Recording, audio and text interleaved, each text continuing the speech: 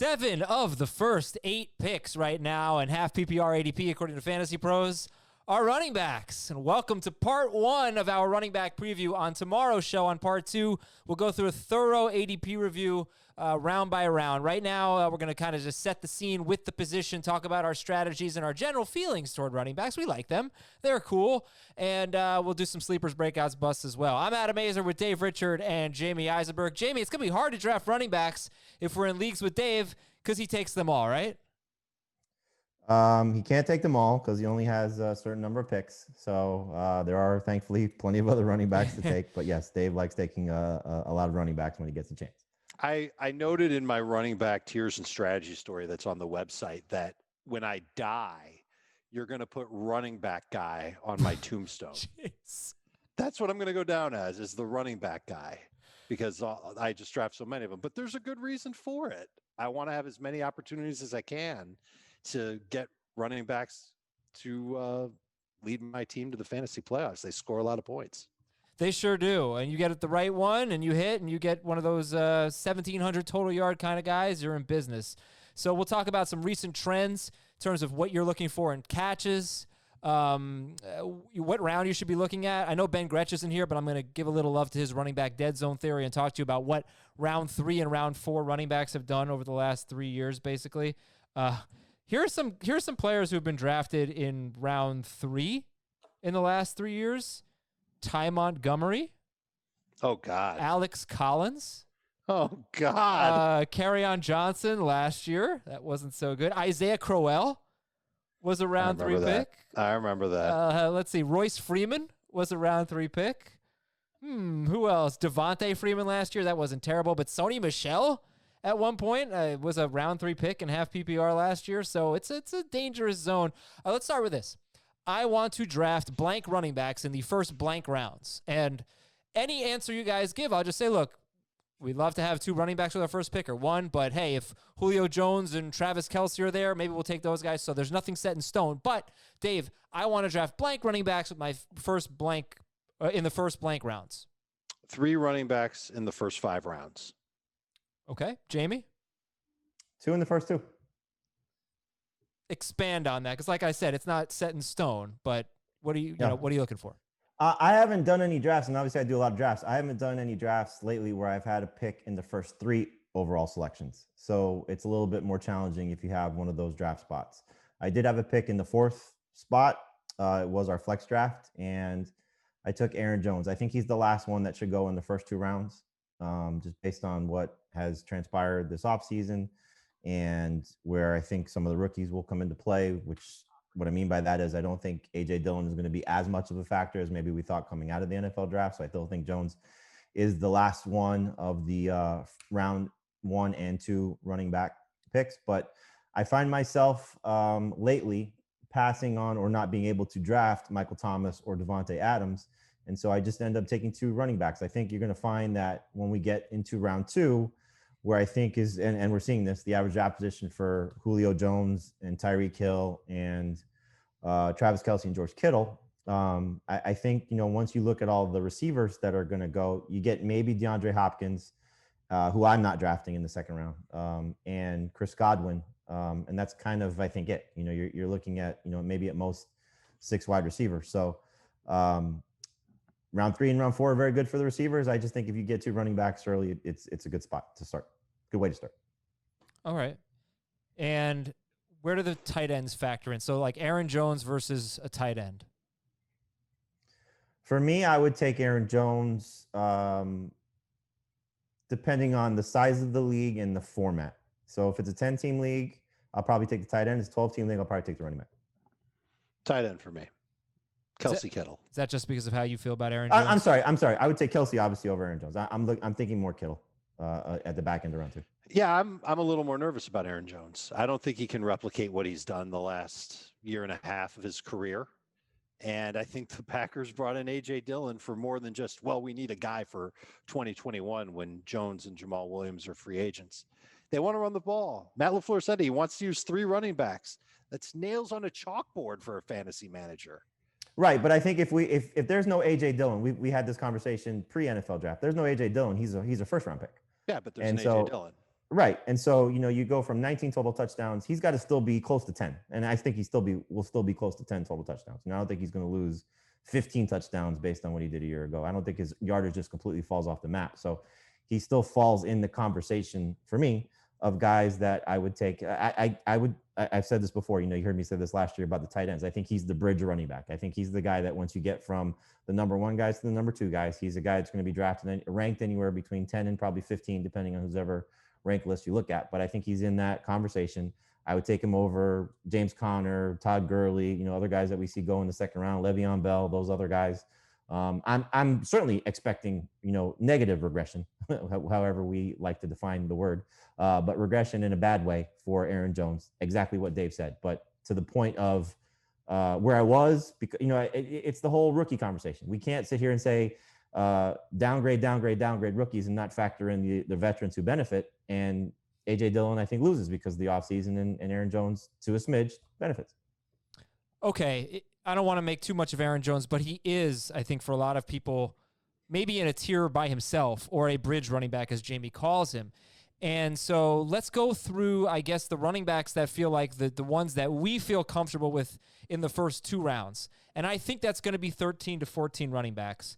All right, so I'll just say the obvious ones: McCaffrey, Barkley, Elliott, Kamara, Derrick Henry, Dalvin Cook. Let me get PPR rankings up here, but I'm gonna get Henry non-PPR. won't be that high in PPR for obvious reasons. McCaffrey, Barkley, Elliott, Kamara, Cook, Clyde Edwards-Helaire, Miles Sanders.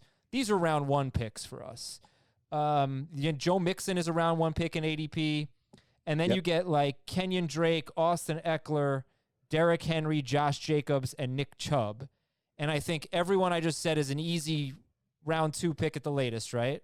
They'll be gone by the end of round 2, if not the middle of round 2. But for you guys, those guys are gone. They should be. Okay. Well, that's 13. That brings us to number 14. For both of you, it's Aaron Jones. For Heath, it's Aaron Jones is 15th because he has Chris Carson in the top 14. But that's 13 running backs for sure we like in the first or second round. And Aaron Jones, Jamey appears to be a little bit high, even though they have him ranked the same. Jamey, it seems like, is a little higher on him.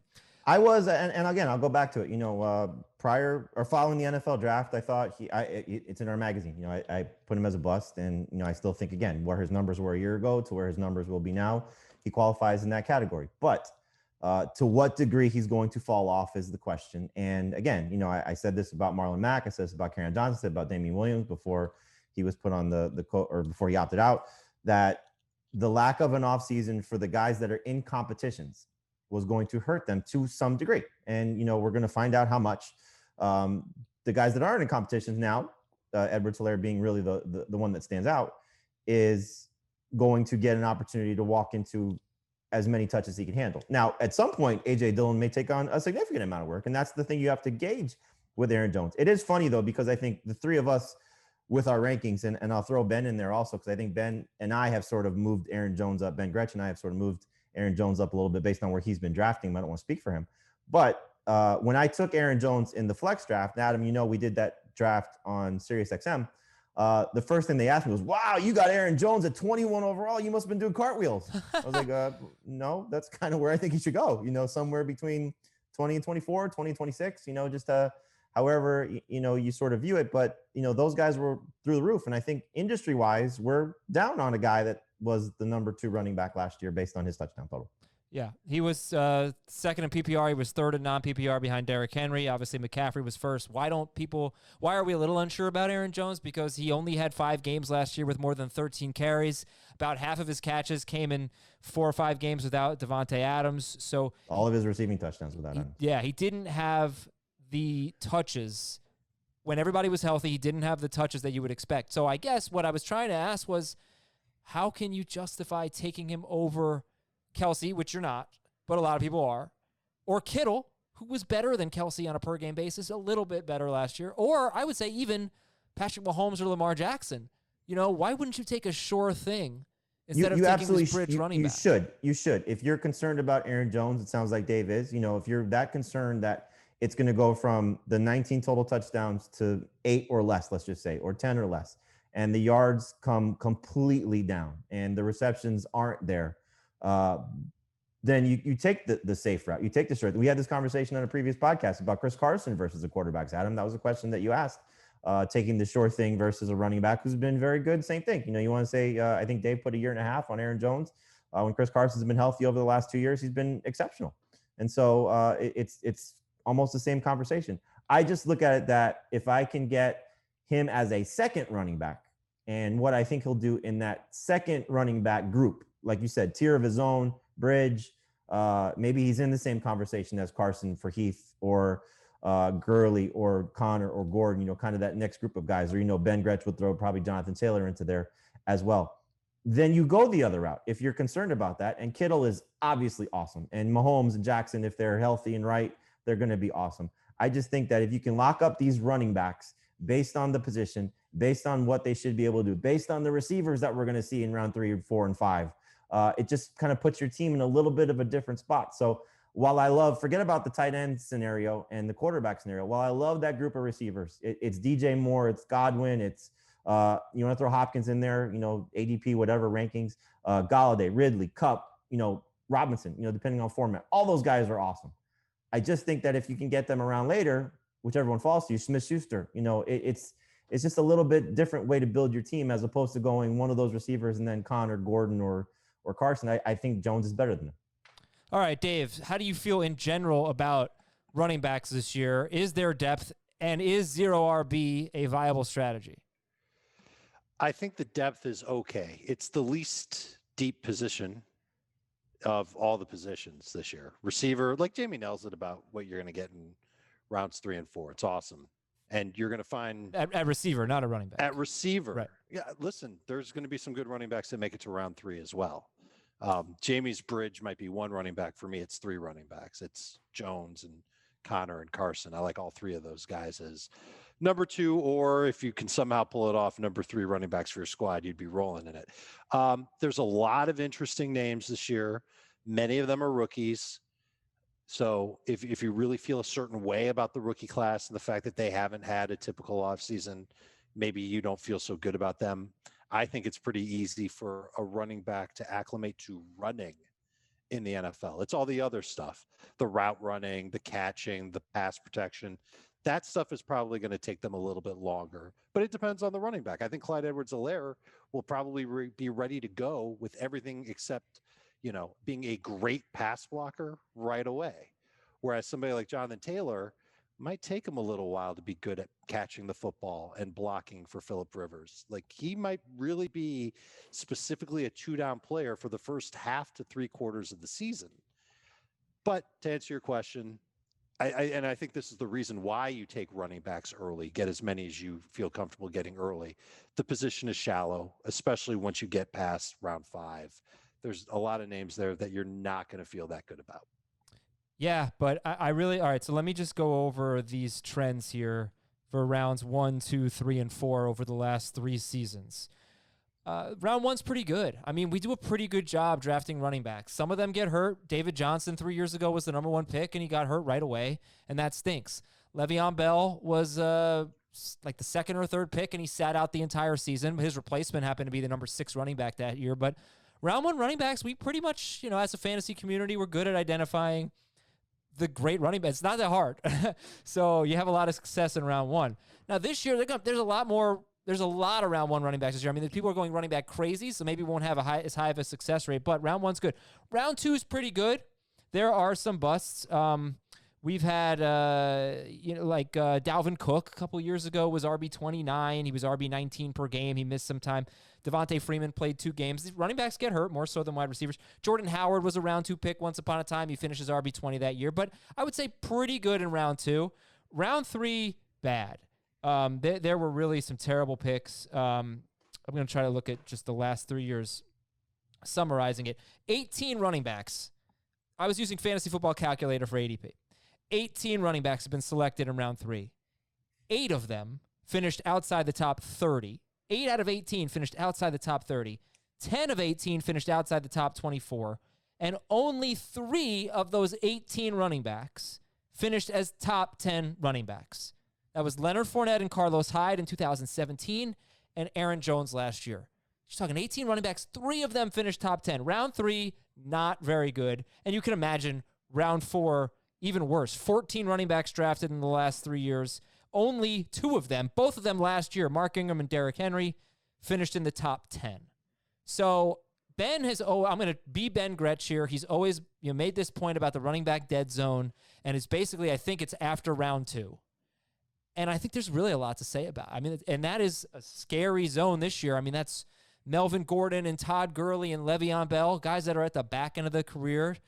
And maybe you're talking like David Montgomery and Devin Singletary. We're going to like some of these guys, but I think the reality is a lot of them are going to be busts. A lot of them are going to be busts. I think the thing about that group, though, that you mentioned is if we were in a different circumstance where we're not seeing everybody sort of rushing to these running backs because the wide receiver group isn't as deep. And I think this year is one of the deepest group of wide receivers that we're ever going to see, especially if some of these guys like Will Fuller and Marquise Brown and Darius Slayton, Deontay Johnson, some of these guys that we're talking about that you're getting in round 5, round 6, round 7, depending on when you're drafting them, if they hit, which I think they will, then you're going to want to get some of these guys a little bit sooner than you may have in years past. So I think as we started to see at the beginning of our draft process, following the NFL draft, maybe a little before that, that Melvin Gordon was like a round 5 pick. And, James Conner, because there was some uncertainty about what his health was. And even after the NFL draft, when they drafted McFarland, he was like a round 5, round 6 pick. And our average draft just on CBS kind of reflects that a little bit with where these guys are going. But in the industry drafts, you're seeing all these guys get pushed up. Like Todd Gurley's being drafted in the 2nd round. That's, in my opinion, a little bit too soon. Chris Carson, early 3rd round. Again, you could debate the merits of that, but I think too soon. James Conner, Melvin Gordon, those guys. Fournette is Fournette much is another higher everywhere than that one's ridiculous. And another For good now. name. But you mentioned Singletary, Montgomery. Those guys probably shouldn't be in the 4th round, but they are. So to Ben's theory, I think the top end of that group can still be very good, because of what their roles should be. I mean, Connor looks like he's going to hold off everybody as long as he's healthy. Gurley has no competition at this point. Melvin Gordon is stepping into a potentially great situation, even though Philip Lindsay's there. But, those guys seem to be somewhat safe. Carson, now with Rashad Penny looking like he's not going to be ready to start the season, even though Carlos Hyde's there, should still be very good. So I think that group is still looking like it's pretty okay. It's that next group of guys. And I know Dave will throw Ronald Jones in there. Yep. You could throw, again, maybe all of the 2nd-tier rookie guys, Taylor, Swift, Akers as well. Would there you are put a lot Mostert in there? You could throw Mostert in there in non-PPR. I don't think he's going to be there in PPR, but with the names you mentioned, Adam, that's the group to me. That's the scary part. And that's why I think if the way I've been drafting lately, and I'll probably continue to, is get 2 guys early that you really like, try to avoid that group, and then take some flyers on guys, the Zach Mosses, now Antonio Gibson, and then the later group of the Chase Edmonds, the Tony Pollard, the guys that if they do hit, then you're in really, really great shape. But I think if you get 2 guys that you really like and you're comfortable with, a decent 3rd guy, and then just take some flyers, that's kind of the way I'm going to approach a lot of it. All right. Dave, I'll get your running back strategy in just a moment. I want to promote a few things here. We got a live mock draft on Twitch tomorrow night, 7 p.m. Eastern, Tuesday night. Please join us on Twitch, twitch.com/FF today. We're also giving away 8 spots in our Twitch Listeners League to subscribers. And we're back on CBS Sports HQ, noon Eastern, Monday through Friday, CBS Sports HQ app or CBSSportsHQ.com. It was a great week on HQ last week. We had a 5-star defensive tackle announce where he was going to college live on CBS Sports HQ. He was deciding between the University of Miami and some hideous university that wears blue and orange up in Gainesville. Who the hell would go to Gainesville? Not this guy. He's going to Miami. I know you saw it, Jamey. I know you saw it, Dave. It was wonderful. Yeah, I saw it. The same day you had one of your star players opt out. We like that. Hey, at least we have star players. We did anyway before Thursday. Yeah, once upon a time. All right, so let's talk. Before David, because I don't think we answered the question. I do think zero RB is a viable strategy, because if you can get Thomas or Adams in the 1st round, there's a very good chance you can get Hill or Julio in the 2nd round, and that's a pretty good start. You just have to be a little bit okay with those running backs that we talked about previously as one of your top guys. Yeah, I can't do it. I can't recommend it. If I had to do it, it would be strictly full PPR, preferably 10 managers or fewer. But I think the running back depth is as lean as it could possibly, not as possibly could be, because there's some interesting names, but because it's the leanest, I can't do it. I can't recommend 0 RB this year, except for specific terms. Small league, small lineups, and PPR. All right. Look, if you Devontae Adams, and then you take Travis Kelce, and then you take, oh my gosh, I love Calvin Ridley in round 3. I can't pass him up. He's going to be a breakout. And then you take another wide receiver in round 4 or something like that. Who could you theoretically be looking at in round 5? You could have Mark Ingram, David Montgomery, Devin Singletary. Round 6, you might be able to get Raheem Mostert or DeAndre Swift. Ronald Jones should be in there. Ronald Jones is in there. Kareem Hunt could be in there at some point. It's not that bad. It's not that bad. You got to make sure. Bad, but everybody else in the league is going to have at least one of those really good running backs. Right. And you're going to wish you had one of them. And they're also going to have pretty good receivers, but you may have the best. And if you end up with, I don't think it's going to be, you got to hope that you can get, maybe Mahomes or Jackson fall into round 3. That makes it a little bit different. You got to hope that you can get, if you don't take Kelce or Kittle, that, Andrews or Ertz, or maybe they're in round 4. So you want to be top heavy at those other spots, and that's the way to do it. And then you got to hope that you get a couple lottery ticket situations. You get the next Raheem Mostert, the next Nick Chubb, the next Alvin Kamara, where those guys started each of the last 3 years. You got to hope that Ronald Jones is as good as Dave thinks he's going to be. You got to hope that Antonio Gibson steps into this role and he's fantastic. There's a lot of guys. The only thing about it that makes it fun is you lock up those receivers, tight end, quarterback, however you build it to start. And then you just take all these flyers on these running backs. And it's a fun way to go about it. And in formats, it matters, because Mostert and Montgomery, non-PPR, Tariq Cohen, Gibson, James White in PPR. Those guys could still be top 24 caliber type of players, depending on how the receptions that they get. Right. I mean, like I said, if you get an elite tight end and let's say you're playing in a PPR league with 3 wide receivers or something like that, I'm not comfortable doing it, but because last year it worked out so badly. But last year 0 RB didn't work because the elite wide receivers had a really down year. Juju, Beckham, Hopkins wasn't even, Hopkins and Julio, they finished high, but they weren't their normal selves. It just was a bad year. And Kelce had 5 touchdowns. But if things go back to normal and the elite receivers are elite and Kelce has 8 touchdowns or something, and you get Tariq Cohen as your number 2 running back, and he's a top 20 guy because he has 80 catches or something, you might crush it that way. You might. So I don't want to completely rule it out, but I don't think none of us have been doing it because those top running backs are really good. All right. And the receivers are seeing their targets spread just a little bit thinner across the board because teams are moving towards spread formations, getting their second and third receivers a little more involved, getting their tight ends, their running backs just a little bit more involved. Some teams have running quarterbacks. They get more involved, and they're taking work away from all these guys. Another trend you should know is about running back receptions. You've heard this before if you listen to the show because I say it all the time. But if you're new, in the last 4 seasons, there have only been 2 running backs who have finished top 5 with less than 49 catches. And I hate Aaron Jones because he had 49 catches. And if he had just had 50, this would be a much better number with a round number. But less than 49 catches, only 2 in any format have finished top 5 over the last 4 years. So how do you do that? You're Ezekiel Elliott or you're Derrick Henry. You get 300 carries. You get all the touchdowns. You have a great year. It's possible. But 50 Where was catches, Henry last year? He wasn't in that group? He was one of the 2. In the last 4 years, Derrick Henry and Ezekiel Elliott. Henry and Jones? No, Henry and Zeke are the only ones with less than 49. Jones didn't do it? Jones had 49 receptions. Oh, yeah. That's I'm all over. So he qualified. However, look, you don't have to get a top 5 running back. There's plenty of room at the back of the top 12, as we've seen for players with less than 50 catches. It does happen. But 50 catches is a nice benchmark, something you should be looking for. Quality of offense, you're looking for running backs in great offenses. I think as the catches have gone up for running backs, that has not mattered quite as much. You look at some of the leaders in carries inside the 5-yard line, which could be a predictor of touchdowns. You're talking about Nick Chubb, Joe Mixon, Christian McCaffrey. These guys weren't on very good offenses last year, so that hasn't mattered as much. I guess maybe, guys, I'm not sure I love running backs on bad offenses that don't catch the ball. That could be a trap. But that has not been as much of an indicator lately as receptions, for example. No, but it makes sense because if a team is trailing, if they have a losing record, then obviously they're trailing at some point in the game, and the running back who can't catch isn't going to be on the field when they're playing from behind.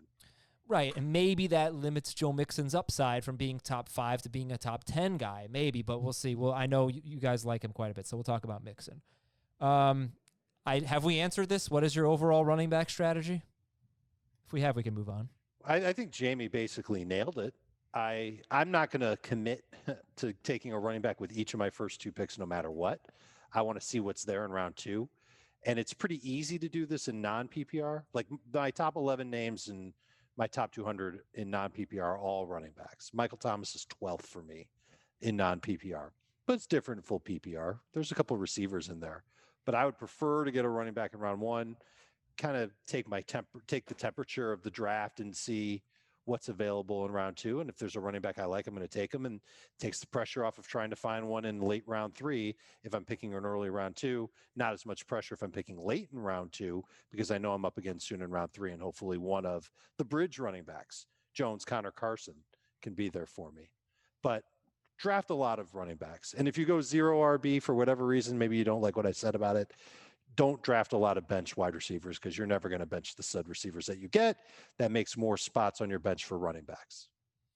Do you ever consider taking running back with each of your first 3 picks? I've done that a couple before. Yeah. I've done it a couple times in some of our mocks, just to see how it plays out. I've been trying to be a little bit different with how I've been approaching the mock drafts, just because we've had this conversation off the air that I think, we tend to know what each of us are doing. And so I've tried to take a little bit of a different approach with it. So I find that in 3 receiver leagues, I don't love it as much because you're chasing, in some cases, the second receiver. And I think it's okay if you're chasing the third receiver, but if you're chasing the second guy, it kind of makes it a little bit difficult in a 3 receiver PPR league. So it's not bad. It's not bad because, like the guy that I usually end up taking as the third guy is James Conner.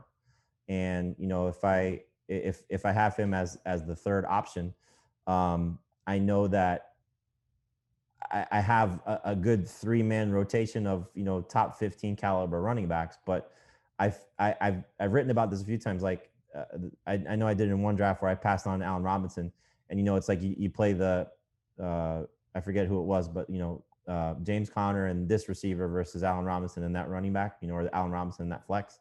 And it always ends up being better if I had taken the receiver. So, it's just one of those things, just depending on how you want to build your team. But like Dave said, 3 in the first 5. Adam, again, I'll reference that flex draft. I took Jonathan Taylor in the 4th round after taking Alvin Kamara and Aaron Jones. And so I went Kamara, Jones, DJ Moore in the 3rd round, Jonathan Taylor in the 4th round, and then Terry McLaurin was there in the 5th round. Like, I love that start because that gives me 2 solid wide receivers that could be studs, and a third running back that hopefully hits and is great. But if he doesn't, I didn't really miss too much. Okay. This is kind of where I was talking, with the make sure you get if you get that second wide receiver that you're okay with, and I think that's the big part of it. All right, and James Conner, by the way, I mean, he was on pace. He played 10 games. He was on pace for 54 catches, and he left 2 of those games super early. 14 touchdowns, too. Oh, yeah. Well, he was on pace for another huge year. Yeah, right. And in 2018, his 16-game pace was 68 catches. And that's just, the history of Ben Roethlisberger throwing to running backs. So I know we'll talk more about Conner probably more tomorrow, but he's really interesting because we've seen his potential. He was RB6 2 years ago. But I think the question is, how will the carries be divided and the touches there? We'll get into that a little bit later. There's a report that Jalen Samuels may not make the final roster. So, not that he was going to be a big factor, but that's still one less mouth to feed. And so now you're looking at it as Conner, McFarland, Snell. And Snell's somebody that they keep talking up quite a bit. Right. I mean, that's the one that you want to get if you get Conner. It's very interesting. Well, I think the thing is, like, that's the handcuff if you're looking at it from an injury standpoint. I wonder, though, if McFarland's going to play a little bit more just based on what his role could be as a complement to James Conner, because he's not a perfect fit. Yeah, he's not somebody that profiled. It's almost like the Washington conversation that we had. It's it's one of those scenarios. I'm sorry to derail it, Adam, but I think Snell could be the benefactor if Connor misses time. And McFarland is just like a change of pace guy who would have to outplay Snell in order to be that guy for Pittsburgh in the event that Connor does get hurt again. Yeah. I would say Snell and McFarland, I think were both 4th round picks in the NFL draft. And truth be told, there are not a lot of successful day 3 guys. Day 3 sucks. Like, don't even watch day 3 of the NFL draft. But it's such a different experience now because of where running backs get sort of pushed down, as we say. Maybe, but I still don't see that many good day 3 running backs. But all right. Sure. I mean, the better ones go early. Yeah, right. It's kind of makes sense, huh? How about half PPR, PPR, non-PPR? How much does format matter when it comes to drafting running backs? I mean, drafting 3 in the first 3 rounds. I mean, I personally could only do that, I think, in a non-PPR league where running backs are just king. But I don't know. Is it a huge difference for you depending on the format? I feel like the talent pool is even thinner in non-PPR because guys who you would count on for catches, and Jamey's mentioned Cohen and James White, and Gibson certainly looks like he'll be that guy for Washington. Those guys aren't nearly as intriguing because you don't get 70+ receptions, which is what they should be ticketed for. So I would say there's a little bit more pressure to nail running backs because the ones that don't catch a lot of passes, outside of Mostert and maybe David Montgomery, depending on how you feel about David Montgomery, you're looking at guys like Jordan Howard, Marlon Mack to start your year. Ronald Jones is good, but I think Ronald Jones, he's not catching 49 passes, but he'll get over 30. He'll do okay. He did it last year. He can do it again this year. I don't think the talent pool is nearly as deep in non-PPR for running back. That makes sense. Yeah. Right. Like, who's going to be excited about Tariq Cohen and James White and non-PPR? And I think Suckers will. Huge final question, and we're going to take a break. Then we'll do sleepers, breakouts, busts. Then we'll get into ADP for the probably the first 2 rounds. How do we feel about the rookies right now? What do we expect this year? Because we get great rookie running backs every year. It's just a gold mine. What about this year? There's one that's amazing. Lou Riddick, who's now going to be a Monday Night Football analyst, he tweeted today that he should be the first overall pick. That Clyde Edwards-Helaire should be the first overall pick. I think, it's so interesting just with the offseason, with what these guys have had to deal with and what they will deal with, and the fact that all of them now, except for Edwards-Helaire because of the Jamey Williams situation, are walking into competitions. And, there's a wide range of outcomes. It's Kerryon Johnson getting hurt and DeAndre Swift could be a star. It's Cam Akers blowing away Daryl Henderson and Malcolm Brown, and the coaches just can't keep him off the field. J.K. Dobbins needs an injury probably to be a star, but if that happens, he may be the best of the bunch. And Jonathan Taylor, there's a report from The Athletic that Frank Reich said essentially, like, if he's going well, he's going to stay on the field. So he's going to clearly open sharing with Marlon Mack, but I think we've talked about this a lot. He's the more talented of the two, and he could keep Marlon Mack on the bench for more times than not. So it's a very fascinating situation. And I think as we're seeing with the Washington situation, Gibson's now got a great chance. I give you one of my favorite sleepers. The guy I would mention is Josh Kelly. There's 206 total touches available in that Chargers backfield with Melvin Gordon gone, and he's competing with Justin Jackson for that role. And so if he gets that job, while Eckler could still be great, Josh Kelly could be, a starter for your fantasy team. So it's just a really fascinating group, and in a different offseason, those guys may have all been the top 4, Edwards-Helaire, Taylor, Akers, and Swift, all drafted in the first 5 rounds with probably a lot of confidence. But now I think there's got to be a little bit of trepidation about where you're taking them and what the early part of the season could look like. Yeah, but if you want one, you got to go a little bit earlier maybe than you're comfortable with, especially, forget about Clyde Edwards-Helaire. He's in a class of his own, but I can't sit here and be like, well, I can't take Jonathan Taylor in round 3. That's ridiculous. I don't want to. I'm hoping it's round 4 like Jamey was able to pull off in the flex league. But I guess if I'm in a league with Gretsch, I know I'm not getting him. But I really want Jonathan Taylor. That's the point. Like, I really want Jonathan Taylor. Well, that's why it's we do a lot of drafts with each, with all of us, and we know our tendencies. The fact that Ben said he was pulling back on Jonathan Taylor was a little shocking to me. I wonder if he's doing that in his personal drafts with his buddies, as opposed to just, with us, where we know that he's going to be the one that usually pulls the trigger. Like I said, I was thrilled to get him as my third guy, just with the hope that he becomes what I think he could become. Yeah, I'm looking at last year's ADP. Miles Sanders, I'm going to check another source, but on Fantasy Football Calculator, Miles Sanders was around 5 pick. Josh Jacobs was around 3 pick. Singletary was the end of round 7. Let me see where Montgomery was going. Also round 3. He was ahead of Josh Jacobs. But they had like clear paths to the starting role, and they were going in round 3. So that made sense, even though Montgomery was a terrible pick. Well, the thing about it is, like, if you were to say for Montgomery prior to the season, he's getting 250 plus total touches, everybody would have taken him in the 3rd round without hesitation. Yeah, right. He just didn't come through. Right. All right, we'll take a break here. And when we come back, sleepers, breakouts, busts, and a little bit of ADP. Remember, we have 2 shows for running back. So stay tuned for tomorrow's show. All right, we'll be right back on Fantasy Football Today. I think so. Or is it a little, is he out of the barn a little bit now? I loved drafting him in the good old days of round 10, round 11, maybe even round 12. And I'm a little nervous that that's not going to happen anymore. I'm a little worried that he's going to get overdrafted. So I'm not going to say him because I think he's going to be too popular. I think people are sleeping a little bit too much on Daryl Henderson in LA.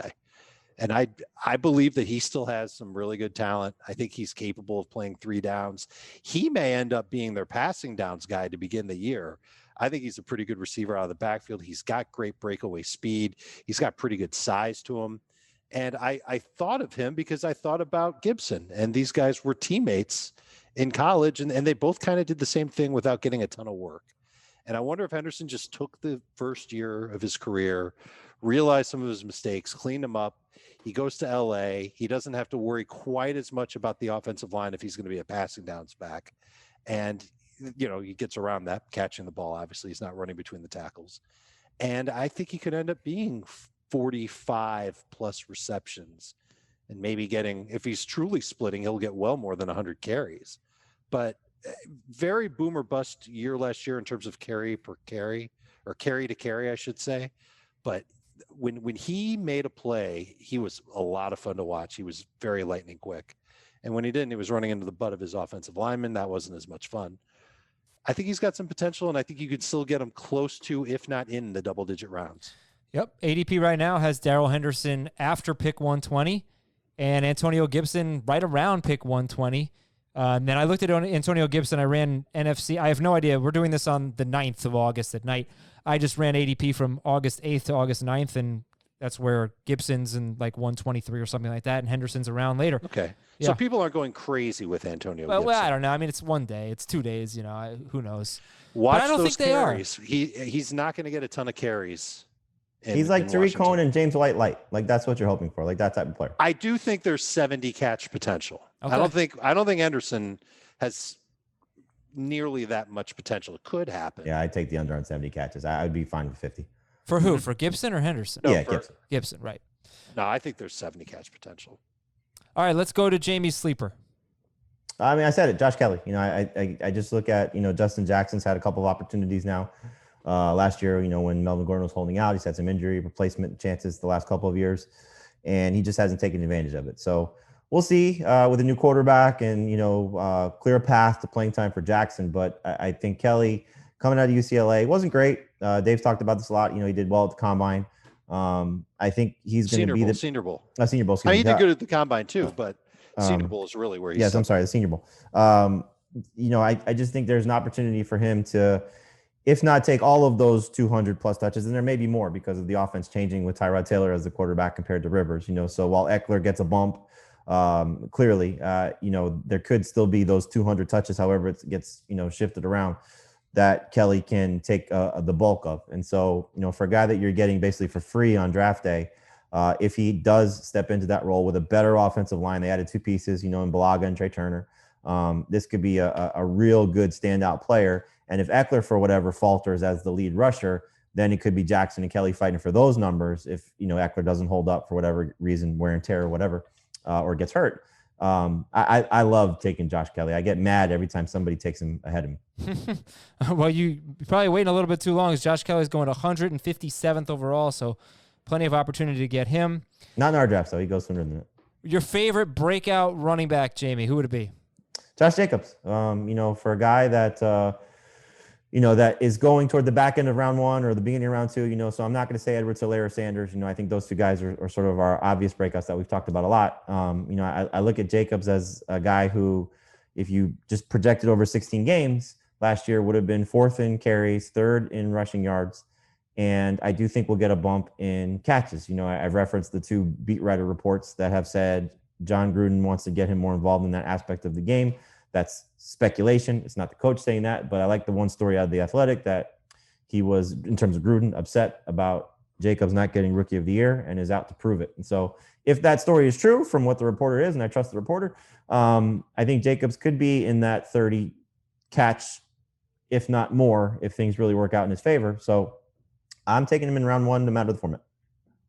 Okay. My breakout is Rojo, Ronald Jones. I know that makes people squirm a little bit because his rookie year, he absolutely sucked.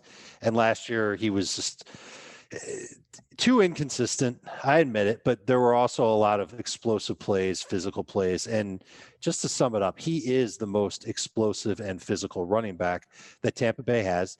And he seems to have improved in the offseason in terms of size, speed, agility, awareness, pass protection, hopefully, receiving, hopefully. We've only seen like a little glimmer of the receiving in social media, but he had over 1,000 total yards last year. He had 6 touchdowns last year. All 6 of the touchdowns came from inside of the 10.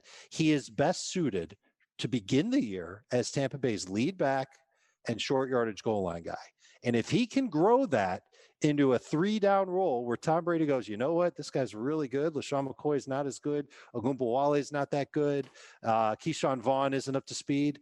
Man, he will win you your league. He will have huge upside if he can come up with 30 catches like he did last year. He came up with a little bit more than that last year. But he's got a lot of potential. I think this is going to be his best year yet. All right. So Josh Jacobs, this is a fun stat. Josh Jacobs and Ronald Jones were breakout candidates. Obviously, they're in different tiers.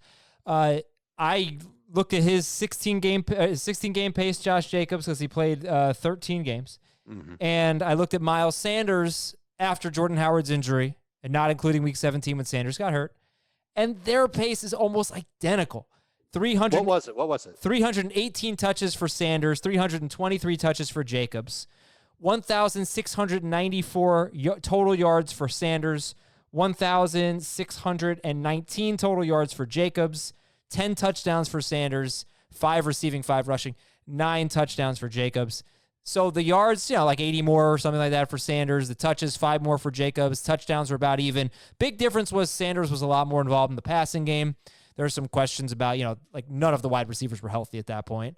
But I just thought that was interesting. Those two guys, I'm so excited for them. I'm so excited for Sanders and Jacobs this year. Those paces are a little bit better than what Michael Thomas has averaged over the past 2 seasons. Michael Thomas is right around 1,500 yards and 8 touchdowns each of the past 2 seasons. But obviously 120 plus catches. Well, so. but now, like, if you're considering that as the upside for Sanders and Jacobs, at least in a non-PPR league, the case is closed on who you're drafting first between those second-year running backs and Thomas. Well, I mean, it's also a injury risk factor too, what position those guys play. So the floor is better for the receivers. Yeah, but that's a good point, though. That's generally speaking, that I don't know if that's necessarily specific to Sanders and Jacobs. No, but it is for Jacobs. I mean, he's already missed time in his career. Mm-hmm. Hot take, lukewarm take. I think injuries are overrated in like predicting injuries. Yeah, look, running backs get hurt more than receivers. They do. I did the research last year. It was striking, but they still don't get hurt that often. I mean, you don't get that many season-ending injuries to the top running back. I don't know. It's drafting for floor versus drafting for ceiling. How many years ago did I say this to you, Adam? You draft to win championships, not to make the playoffs.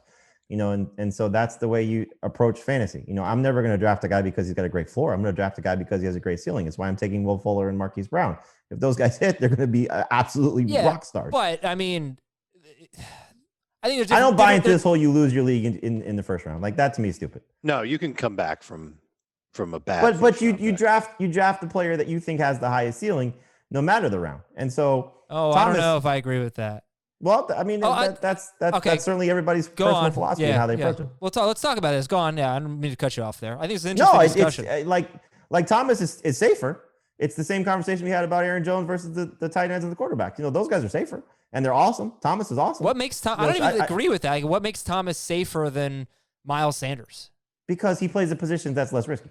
Just injury. That's the only thing. Yeah. Okay, that I'll buy. But statistically, I mean, I'll take a lead running back who's going to get 300-something carry. I mean, that's a safer profile than a wide receiver. Yes, and format matters. Thomas versus those guys in PPR is better.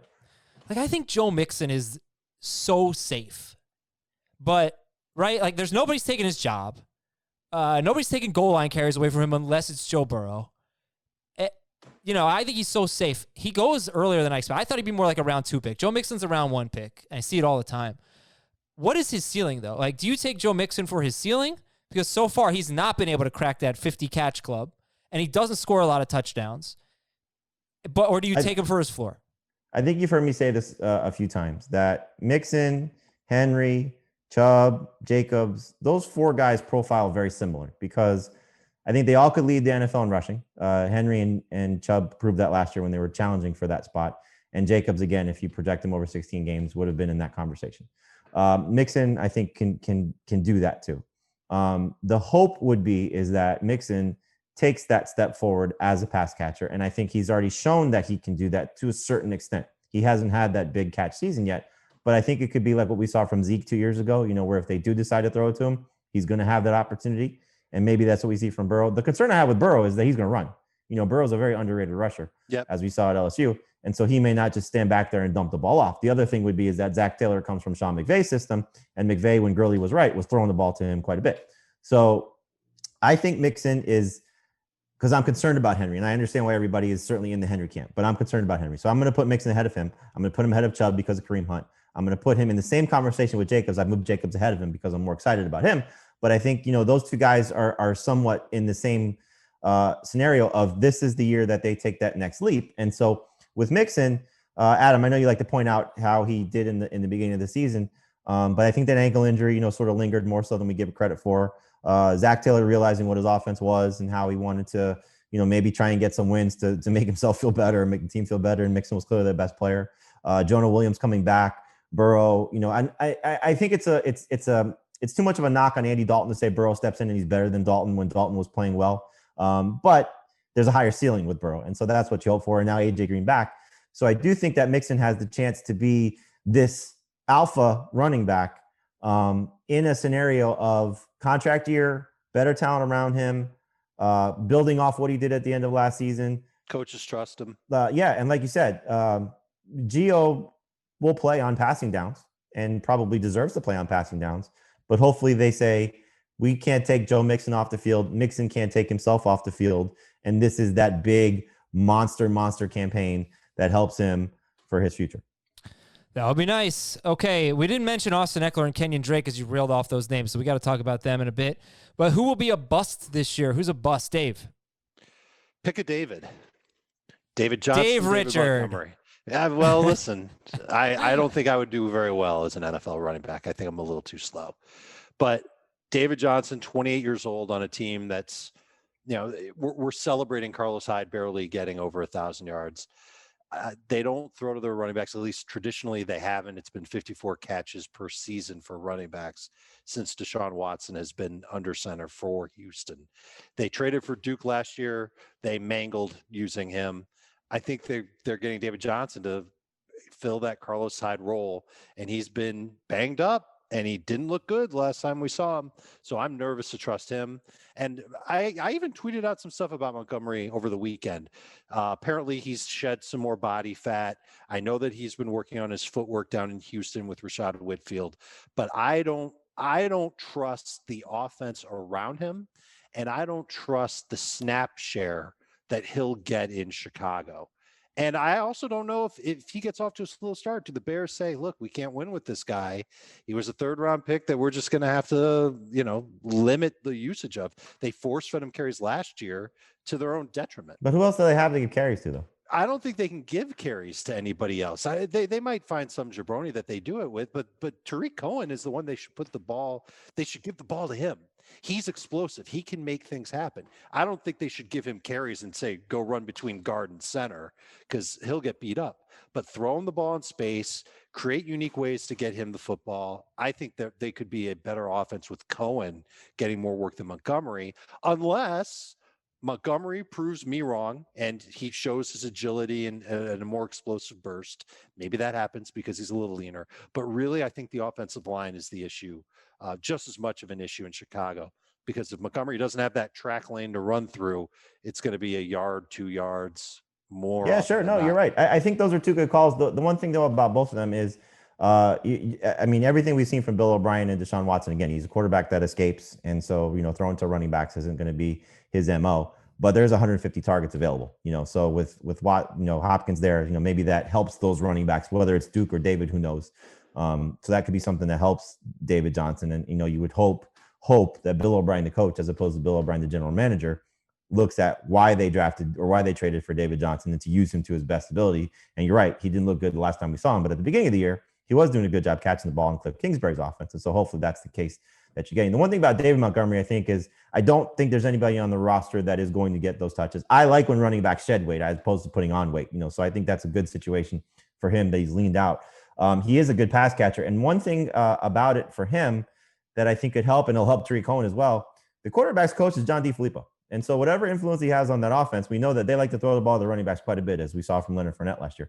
So could be an interesting scenario for him. I wouldn't be shocked if his receptions total rises significantly, because they do need a third pass catcher to stay on the field. And we see Cohen and Montgomery playing at the same time. Can either of you name the current third string running back for the Bears, according to our lads? No, I cannot. Ryan Nall. Yeah, so there you go. There's your jabroni. But I no, think David Montgomery. They could probably improve on that. Can you name where Ryan Nall went to college? No, I can't. Didn't he go to Nollins University? Oregon State. 6'2", 232. Yeah, I think David Montgomery. The thing about you mentioned, Adam, where Montgomery, if he's going in the fourth round, I think that's just too soon. But round 5 or later, I'm fine taking a chance on him. If I've gone running back, receiver, like I did that in our magazine league, where he's my third running back behind Dalvin Cook and Josh Jacobs, and that's a PPR league. I'm fine with that. I'm absolutely fine with that. Round 5 to me is a good spot for him. I look at your rankings, and like after RB 18, Le'Veon Bell, David Johnson, in some order, Devin Singletary, Leonard Fournette, Ronald Jones, Kareem Hunt, rookies are in there, Mark Ingram, David Montgomery. This to me is a third tier. I think there's a lot of busts in this tier. This is the group you kind of want to avoid. You got to find the one you like. Right. This is Ben's dead zone. Yeah, but no, Ben's dead zone starts definitely earlier than that. He's not I know that. taking What Melvin I'm saying Gordon. is, like, that's with the way that the group is being pushed up, like this is the group you really want to avoid. Yeah, but not everybody. Not everyone's going to be bad. But I want to I'll get to Jamey's bust. We'll finish with that. But I want to make a case, guys. I want to get your thoughts on Devin Singletary, because he's not at the end of his career like Melvin Gordon, or toward the end of his career like Melvin Gordon, Le'Veon Bell, and Todd Gurley. He is, if any running back's going to catch passes in Buffalo, it's going to be Devin Singletary. I don't know if I agree with that. Who would it be? Zach Moss was a better pass catcher in college than Devin You Singletary. think Zach Moss, as a rookie, is going to come in and be the third down guy? I don't think the Bills. I don't think he's going to come in and be their third down back, but I don't know if Devin Singletary is going to be their third back. Could be TJ Yeldon. Okay. It could be. It could be. Yeldon had somewhere in the neighborhood of like 30 snaps in the 4 of the 6 games he actually was healthy enough to play in last year. It's possible, but a couple other things on Singletary. I think Devin can catch. He had, I just tweeted this earlier today, he had 7 carries of 20-plus yards. He did that on 151 carries. No other running back in football had that many or more carries of 20-plus yards with fewer than 217 carries. He had 151. He creates yardage. He had a bad combine. It's a He ran a slow 40. He's not a great athlete, it seems, but he looks pretty good when he plays. And He's Frank Gore. He's 5'7". Yeah, Frank Gore's a small guy. The only thing he needs is goal line touches. He didn't get any. He barely got any last year. Yeah, but that's the biggest problem. I've been gravitating to him, so I just want to know how you guys feel about about Devin Singletary in that group. we had Joe Buscaglia, who covers the Bills for The Athletic on FFT on CBS Sports HQ. And he said, part of the reason why they made that run in the second half was because of Singletary. Yeah. And the way that he was playing, he said the offense looked different when he was on the field, that he thinks Moss is going to come in and take Frank Gore's touch total, but more of the second half Frank Gore touch total as opposed to the first half Frank Gore touch total. And so the question becomes, like you said, Adam, it's not just Frank Gore working at the goal line. When Frank Gore failed at the goal line, Josh Allen, 4 of his 9 touchdowns came on failed attempts that Gore couldn't convert. So maybe they give Singletary that opportunity. And again, Moss,